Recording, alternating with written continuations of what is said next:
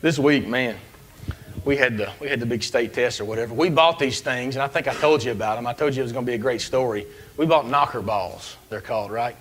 I don't know if you saw the video on Facebook. They're 1.5 meters wide when you blow them up. You get inside of them, and your feet hang out about this much. There's video on Facebook of me getting hurt. So if you get bored, and you know, not during the sermon, but later on this afternoon, you can find it. And anyway, but we had 4 of them, and like within 5 minutes we broke one of them because one of the big teachers decided he's going to get in it and break somebody up. But anyway, this past week at the end of testing, we decided we'd get the knocker balls out, and I was looking for the biggest, strongest, fastest, hardest hitters we had. So the kids start cheering, Firkin, Firkin, Firkin. We've got a teacher, I don't know, he's 6'4", probably 300 pounds. His hands are that wide. I mean, I think about Goliath when you can see him standing amongst the rest of us, and he is a hoss. They said, Firkin. So he walks out there and he straps one of those things on, which, for me, I have to get down on my knees and get in this thing, and then I struggle, to get up. And Firkin walks over there and he just picks the thing up and slides down. And he's on it, and there he stands. And I am so afraid of what's about to come out of the kid's mouth next, right?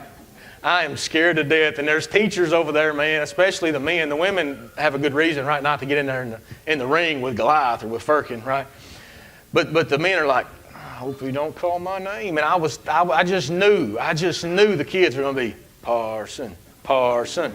And there I was going to be out in front of all these people, and I was going to have to act like my stomach was hurting and go to the bathroom and leave the room to try to save face. But I was so excited instead of Parson when I heard Crawley, Crawley, Crawley. So I started clapping and I was cheering and I was getting people excited because I knew that Mr. Crawley could not walk away from a challenge. He just couldn't. He knew he was going to get demolished. He knew he wasn't enough, and that's why I was scared, because I knew I wasn't enough either. But he goes over and puts that thing on, and we get them a full court distance away from each other. So they get a running start. I can't tell you for sure, but I think I saw something run down Mr. Crawley's leg before he took off running. Because I know it would have happened to me. I mean, I am serious. I would have had to, I would have never got in there anyway. But anyway, so we get them apart, and we've got music playing. I've got the microphone like a DJ, and I am just getting people jacked up, and I am hollering, and everybody's getting fired up. Well, then we blow the whistle, and they take off running. And Firkin, I'm afraid I'm going to knock something down if I do it up here. He takes off running, and it's just, it's like watching, it's like Mighty Power Rangers. You remember when they're all in that big Transformers kind of thing, and every time everything in the world shakes when it takes, Firkin is, and Mr. Crawley is, he's running like this. And right before they collide, Firkin just kind of belly flops him. He just, like this. When he does, Mr. Crawley goes flying. I mean, one of the kids had it in slow motion. I wish I had it on a video camera today. He had him flying, and you see him just, I can hear that music, dun, dun, dun, dun, dun, dun. It's just slow motion, and he hits, and he flips, and he's just laying there. And I'm like, and the whole time we're playing with these things, it just keeps getting rougher and rougher, and I'm thinking, somebody's going to die here today. They're going to get a concussion. I'm going to get fired. And I will be a full-time preacher for sure, because I won't have a choice.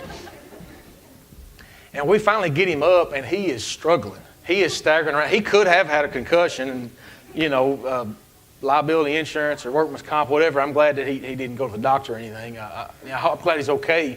But he gets out, and we're like, man, are you okay? He said, I think that was the closest thing to a car wreck I've ever been in. And those things look harmless, but when you see those videos of the way they go flying, oh my goodness. I mean, he was hurt. When I went, I fell out of that thing. I dove. I jumped up when I made contact, and I fell out, and I've got a big bruise. You don't want to hear all that. But I was so glad that they didn't call my name, because I knew better. I was not going to get in that thing. And it's a funny story, but that's how we take on challenges in life. When we start to feel like we're not good enough, and we feel like we're not enough, and we don't belong, and deep down it hits us as this self-esteem thing, right? I don't have what they have. I'm not as strong as they are. But beyond that, it's faith. It's this wisdom. It's a place you can get to in your life when you know that even though you're not enough, you know that God is.